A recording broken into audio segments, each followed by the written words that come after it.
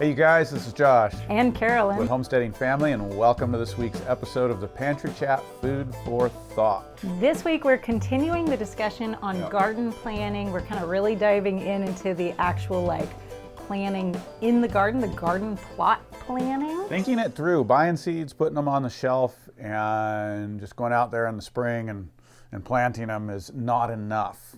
There's a lot to do if you want to be successful and provide for your family and have some things to preserve and put up for the winter or tough times.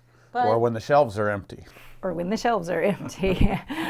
Before we jump into that main topic, we've got a little bit of chit chat that we're going to do. If you want to jump ahead and skip all the chit chat, then check the timestamps because we have that marked for you so you can just get right to the main topic. So. You betcha. All right. But I like the chit chat. Yeah, well, so do a lot of you guys out there. It's fun to get to hang with you. And thinking of that, we got a lot of cool comments after last week's episode where Carolyn announced my accelerating gray. My 50th birthday, which is coming up here in a couple weeks, but she actually stole me away for a little bit for an early birthday gift. And I wanted to say thank you for all of the happy birthdays and well wishes. And I really liked, at least one, a couple of you may have mentioned, but the idea, we were joking about being on top of the hill, not over it. And I liked the mesa idea. Yeah, I really resonated with that it's a mesa. And that's definitely the perspective. It's like smoothing out, nice long, flat. Yeah, and the encouragement that the 50s are really good. And, the 40s were tough. There was a lot of challenges.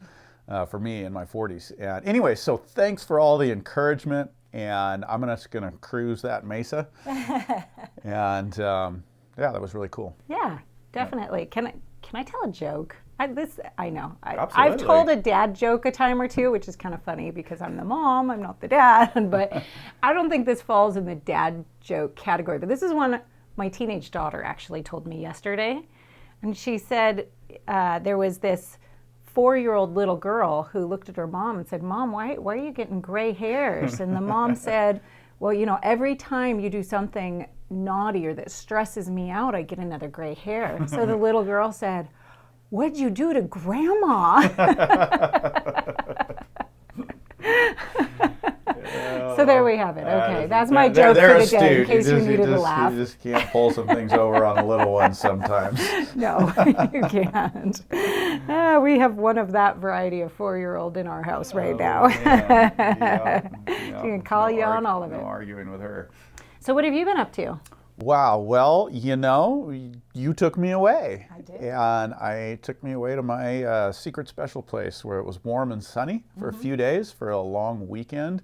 And that was an awesome birthday gift. So I sat still. I don't sit still very well. No. Even on a so-called vacation or whatever, I need to do things generally.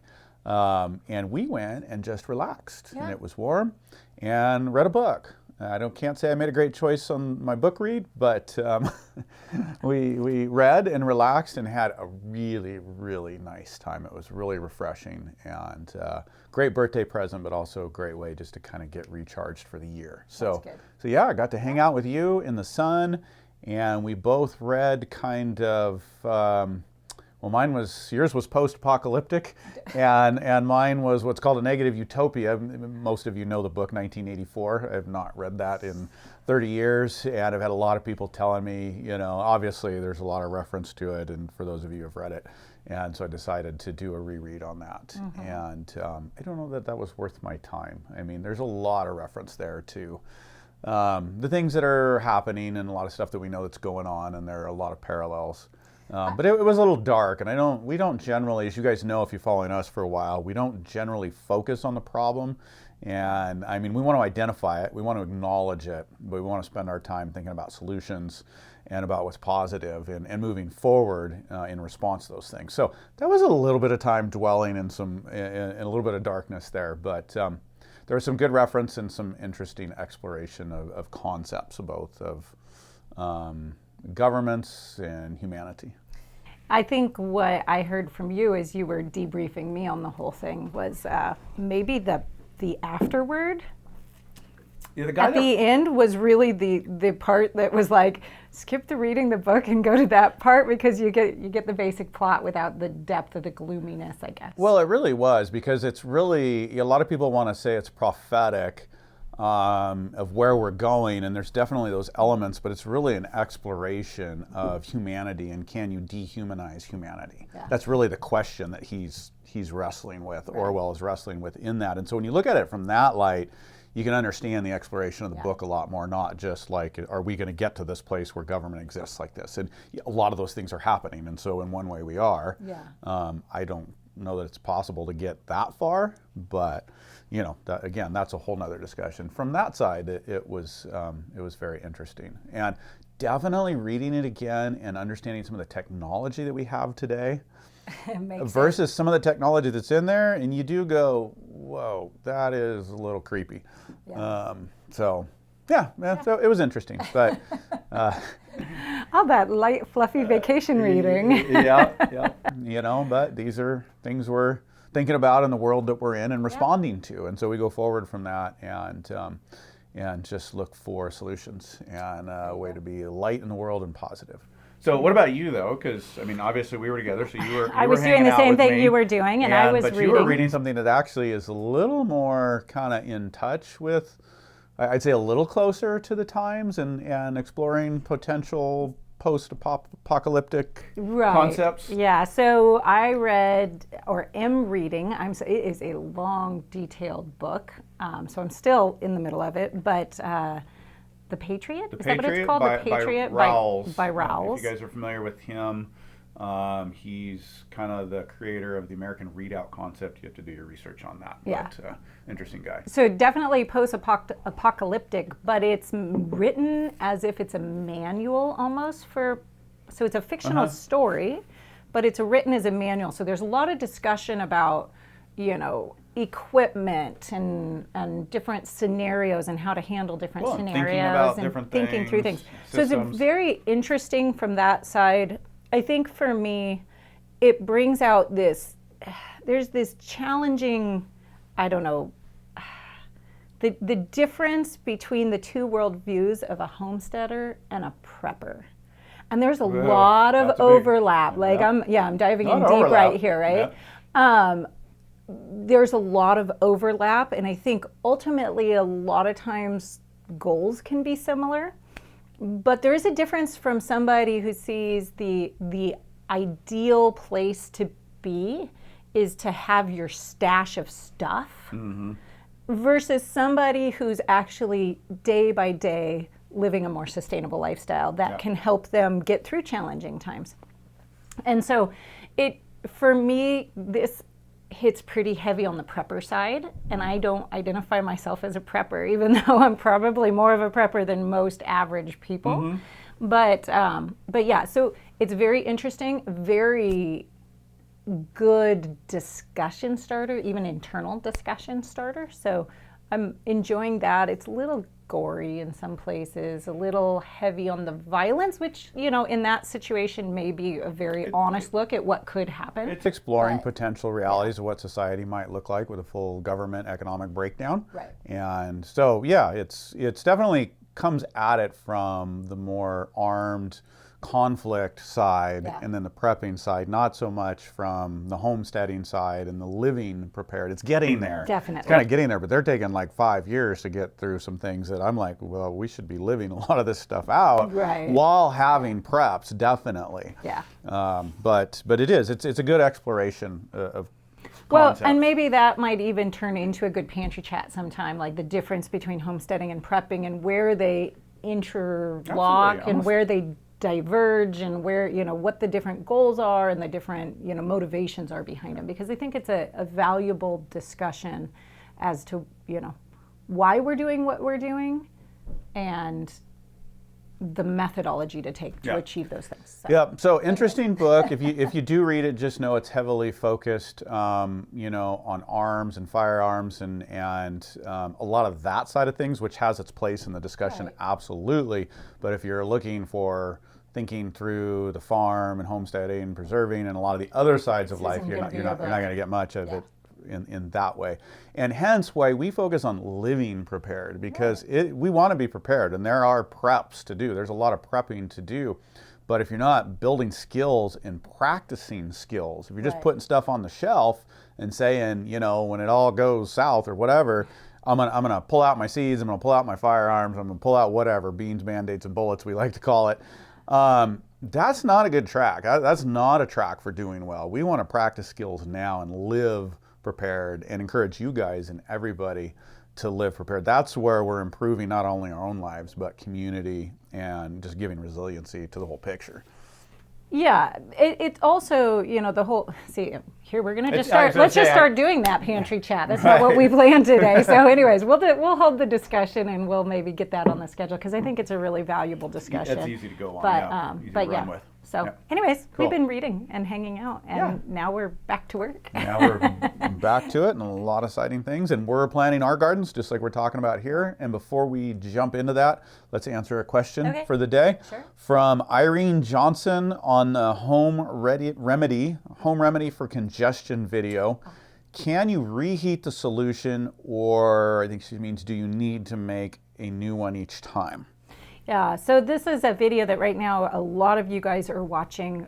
Maybe we've got a lot of sickies right now that tends to go around this time of year anyways. Regardless of the news. And so in this video, we're doing an old-fashioned steam with certain ingredients, including vinegar in there. And so, you know, the side of us that doesn't want to be wasteful wants to just reheat the solution and use it again. The problem is that the purpose of the steam is to atomize, I'm not saying that word right. I get it, atomize. I don't know if that's the right word. But get little particles floating around in the nebulize? sky. It's not quite nebulizing. I don't know why I can't say that word. But and so you're actually evaporating off your active ingredients. So you can use it again, and you will get some benefit from the second round, but it's going to be weaker. So for best results, make a fresh solution every time. If you really are like, oh my gosh, I'm down to my last, 2 cups of vinegar in my house, use it again. Good to know just that you can stretch it out. Yeah, Just it's not going to be as effective. Yeah. Exactly. Cool. So, yeah.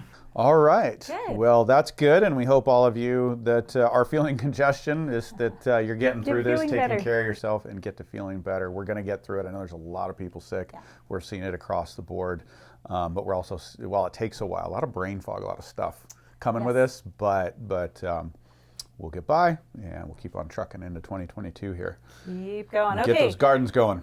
So last week we were talking about garden planning, and we got talking so much about the seeds and choosing the varieties, which was a great discussion. A lot of people really appreciating that discussion and the discussion of the different types of seeds that we didn't get through all the way through actually planting the garden. So we're going to pick that piece up right now. I did want to make one note seeing some of the comments from last week, and that was that we did talk about the difference between GMO seeds, hybrid seeds, heirloom, and open pollinated seeds. So you can go check that out. And a couple people noted that GMO seeds are not available for sale to the direct consumer, like to small gardeners in the United States.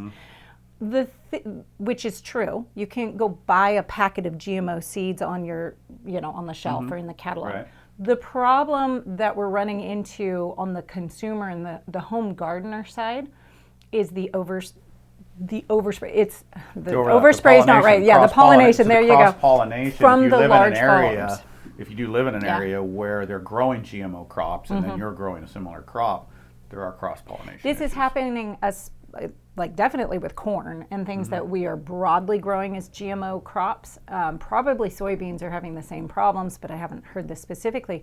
And I know that some seed companies, Baker Creek Seed is one of them, tests every single crop of seed corn that comes in, and they have had to drop variety after variety as they have found that they are contaminated with GMO genetics. Some modifications there. And we obviously want to avoid that. Yeah, we want to avoid that. So it is still a discussion for the home gardener, even though you can't go buy outright specific genetically modified. Well, that ties back into knowing your seed producer. Obviously, we all want to learn to save seeds. That needs to be a skill. We're working on it. But while you're buying seeds, you want to know the source, like many things. Yeah. Absolutely. Okay, so to jump right back in, we are going to start with after you've gotten your seeds picked out, you've kind of figured out your varieties.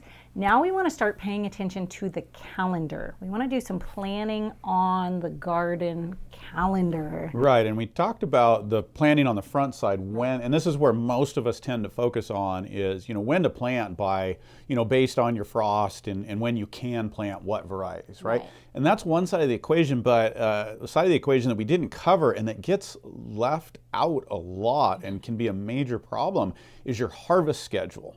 And so you really want to plan for a harvest because you have a good year, or any year, but any year that's a decent year, and you get too much coming in at once, it runs you over. Have you experienced that? I know we've experienced it where way too much is coming in at the same time. We have so much to harvest and it needs to be preserved. Yeah. And we realized a few years back that it doesn't have to be that way. We just got so focused on one mindset that we weren't necessarily thinking all the way through. So you want to combine that early planning with harvest planning. You can probably speak to that because you're the one often in the kitchen dealing with everything coming in and how ran over it you can get to feeling.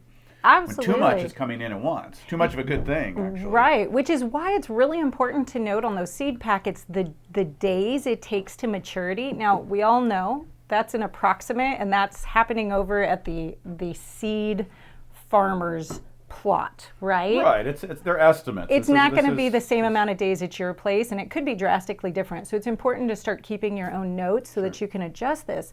But just because you can put seeds in the ground on a certain date or transplant at a certain date doesn't necessarily mean you want to, in order to be able to space out that harvest, right? Yep. So you can delay something. You can put your cucumbers in, 3 weeks later than is suggested if you have enough time on the far end of your season so that you're not overlapping, harvesting cucumbers at the same time you've got your green beans going bonkers. Mm-hmm. So it's really important to kind of start spacing those things out, unless you just have all day, all week open to preserving that time of year in the harvest time.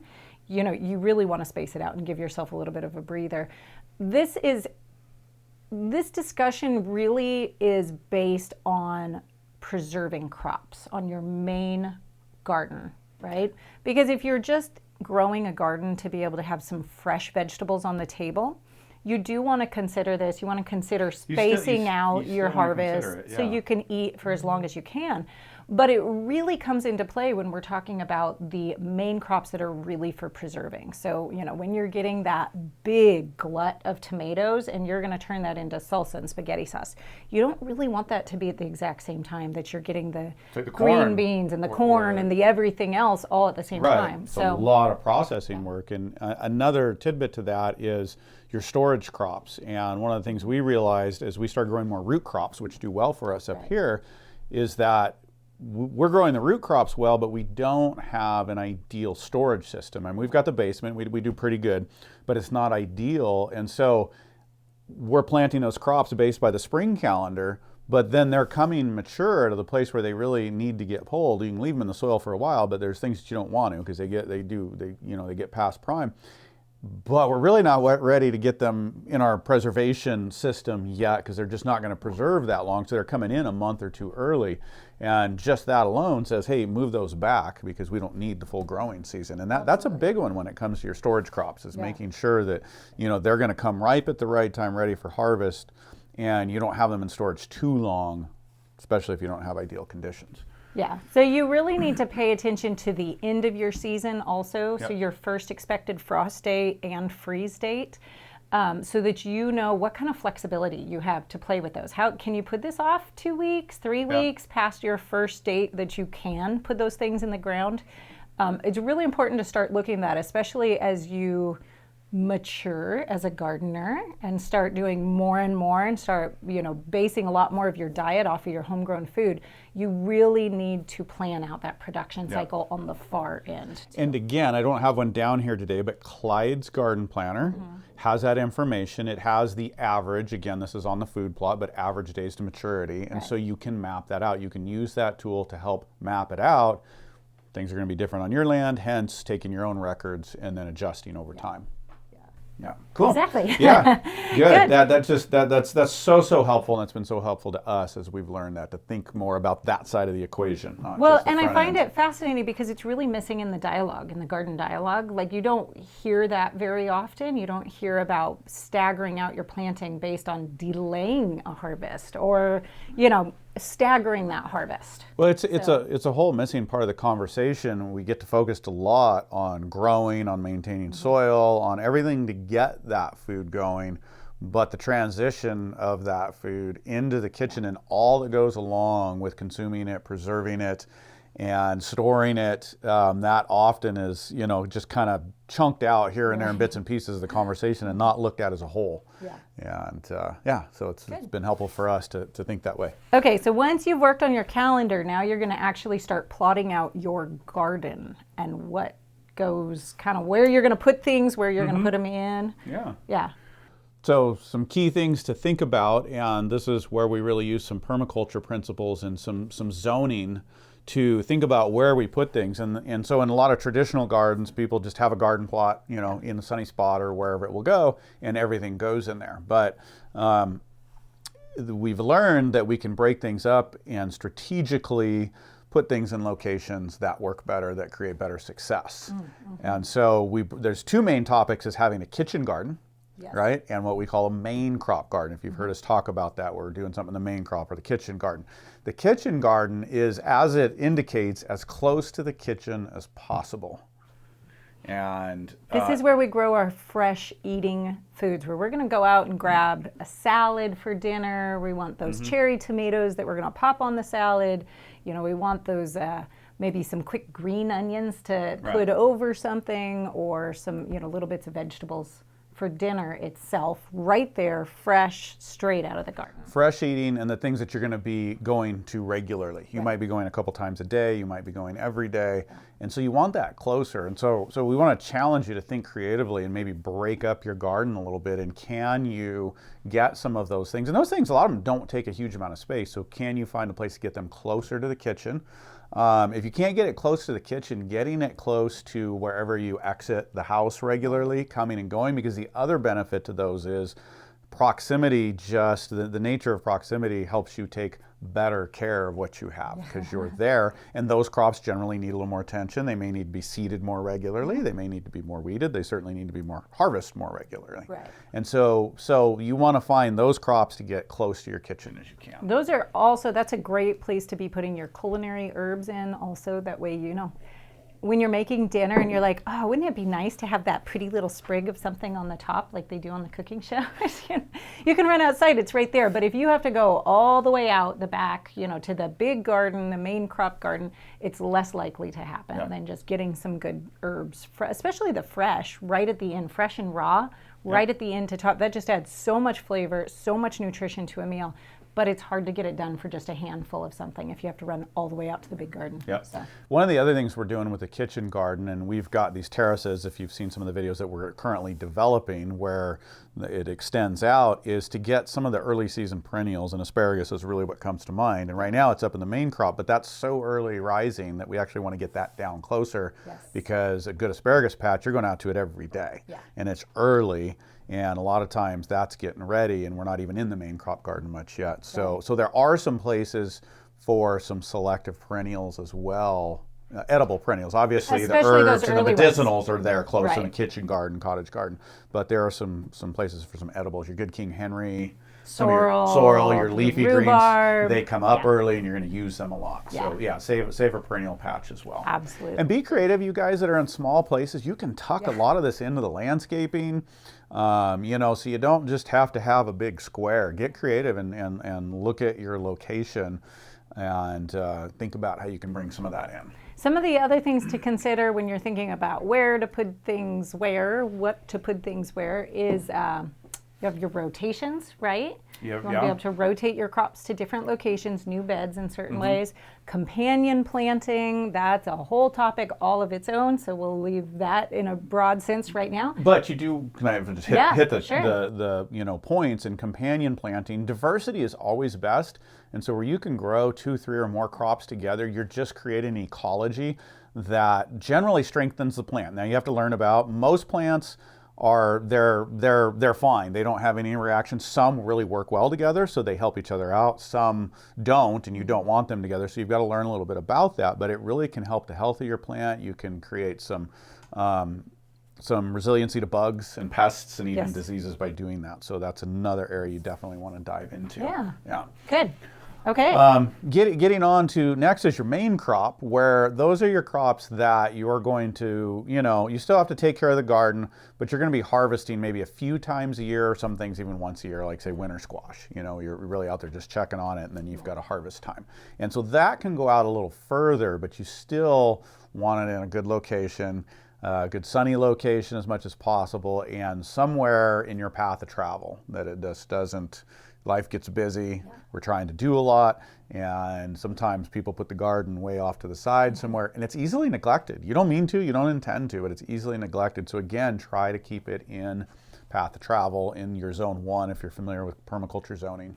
We have had that in a couple places we've lived. We had, we inherited a garden space. And so as we moved in, we're kind of like, okay, there's the garden, we're going to plant in it. And it was so far out of view, out of path, out of everything, that it was just hard to even use anything out of it because you just didn't see it. It wasn't, it wasn't easy for us to maintain.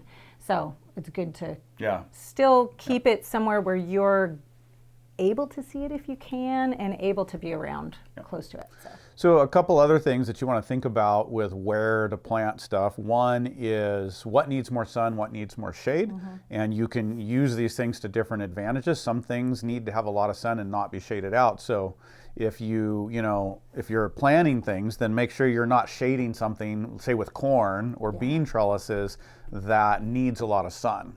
Or vice versa, you can use those things to create shade for some things that need shade. And that again is a whole other discussion. But just as tips, those are a couple things to think out in where you're putting stuff in your garden space.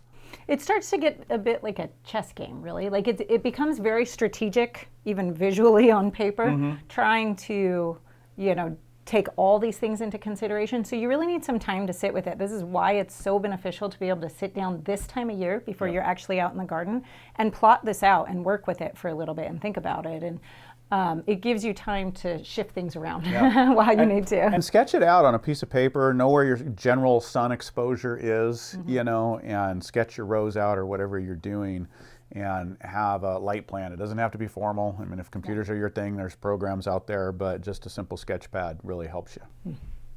Good.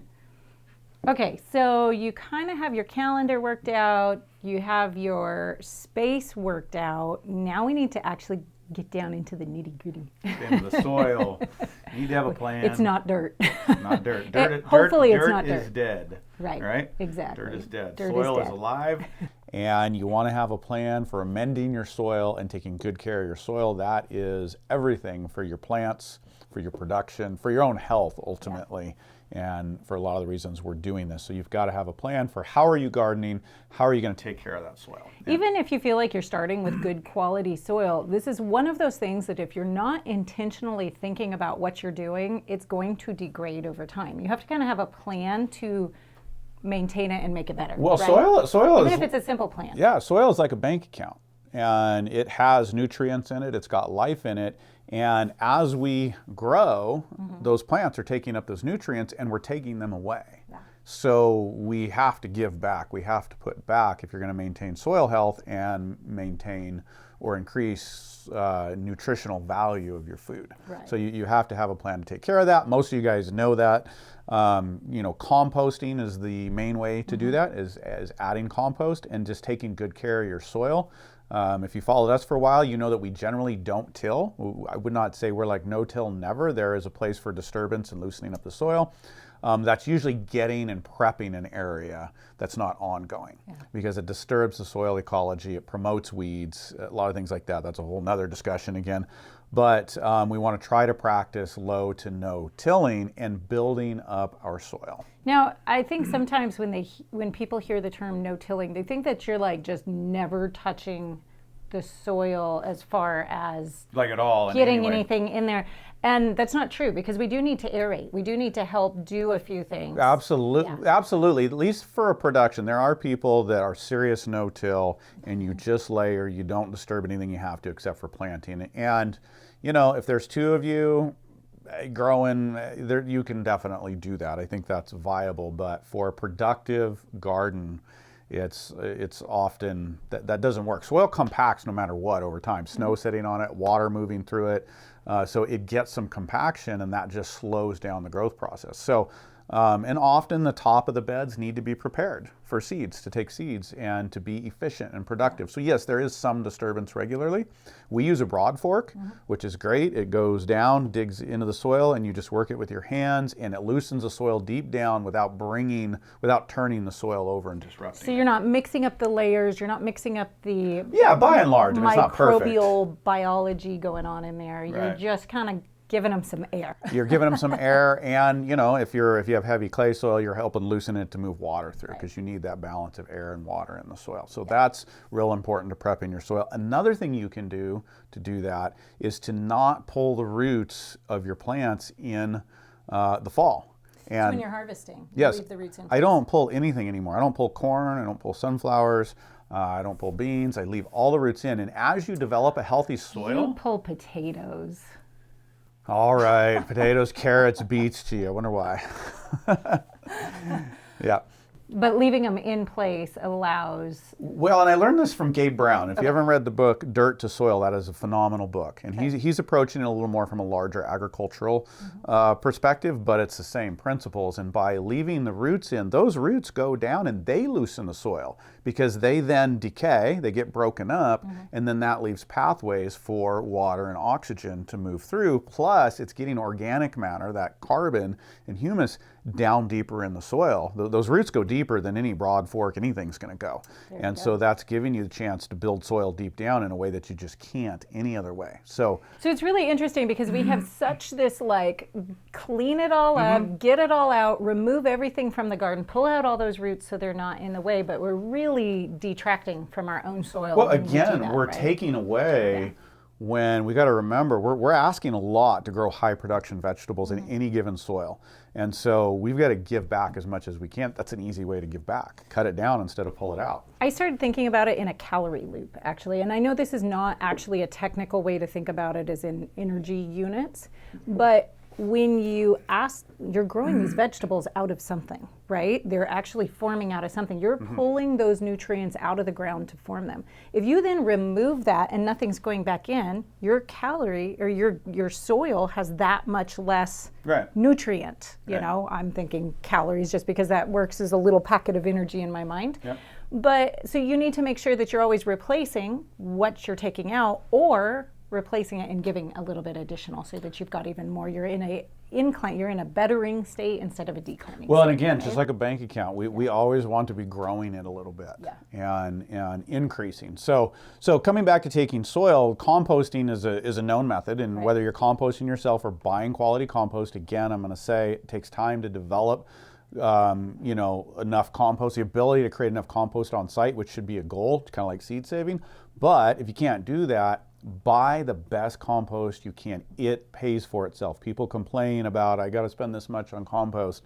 If you're serious about growing healthy plants and gardens, then you need to amend your soil with the best that you can get a hold of, the best you can afford. And often that's in compost till you can get there to a full system on your property. But then we add in, some of these other practices, and leaving the soil in the plant, or the roots in the ground. That's a great strategy. Low disturbance. And another one, and this can be controversial for some organic gardeners, and that is adding mineralization. And I've practiced it both ways, and I'm coming back to doing both, to broad spectrum mineralization that adds back in the minerals in a form that are able to be taken in by the plants easily if you have a healthy soil biology. Can you tell we've been on vacation? We're both like, what am I trying to say? It's not coming out correctly today. Thank you guys for hanging with us There's a reason today. we don't have the many amount of followers that say Joe Rogan has, right? Right. And so thanks for hanging with us and sitting at the table. But so mineralization is really important, and there's a couple of ways to do that fairly easily. And I just want to clarify what you just said, because you said we've tried it both ways. You've done it both ways, and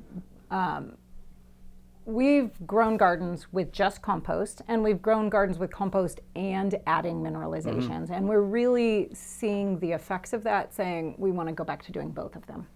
I think that is where we've really seen the strongest, most robust gardens.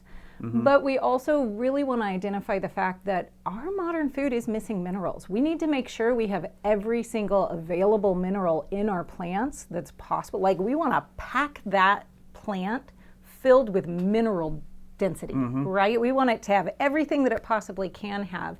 And the reality is sometimes our garden soils don't have, I know there's a little bit of a debate as to the actual physical state of the soil and whether the minerals are there or not. But sometimes our garden soils do not have them in a form that is able to be uptaken by the vegetables. Sometimes they don't have them, and this is a big discussion, organic gardening, and it's a scientific discussion along with somewhat of an ideological discussion. But if you're wanting to do the best you can to just kind of get to it, I've come to the belief that while we need to compost, we need to build soil biology, that, if you want a little extra insurance, if you want to make sure you're getting broad spectrum minerals, then adding something like a COF, a complete organic fertilizer, look up Steve Solomon. I think we've actually got the recipe on our site somewhere. We'll try to find that and link to it. Then we've seen good results from that without getting into, testing our food and mineralization, but we've seen good results in the garden, good flavor, which are all indications of good plant health and nutritional density. And so it is worth taking that step. A COF you have to make yourself. However, there is a resource that's coming to the market, and that we'll be talking about more in the future, that I think is going to make this easier for people. And I don't know when yet, and so I can't speak to that, but I think that's exciting. Hopefully it will work like the COF, but it's going to be easier for you guys to put together, because the COF is some work to source all the materials, and it's doable, but especially if you're not in an agriculture area, it can be tough to get everything. And so I think there is a producer out there that's going to give us a good solution. Okay, so while you're planning your soil this year, this fall, make sure, or this spring, where are we? Winter? Yeah. Make sure that you're thinking about your compost, you're thinking about how you're going to aerate your soil, and you're thinking about the possibility of getting some sort of a mineralization or complete organic fertilizer onto your garden, making plans for those things. Good. Yeah. One more. I know we're starting to get a little long on time, but we got to cover watering. You need to have a plan for watering. Yes. Whatever that is. I am a proponent mostly of overhead watering, which goes contradictory to a lot of permaculture. But I don't think it does, because we're actually trying to mimic rain, which is the most natural form of watering. Flooding, seasonal flooding would be another one. This is where I would go next. So we like a light overhead watering with micro sprinklers. That works fantastic. But whatever you do, make sure that you have a plan for it. We've done well with just rotating heads. We've done well with flood irrigation, which can be another great way to water and does mimic natural systems and gets periodic deep watering. And that's one of the things, whatever method you use, water deeper, less frequently.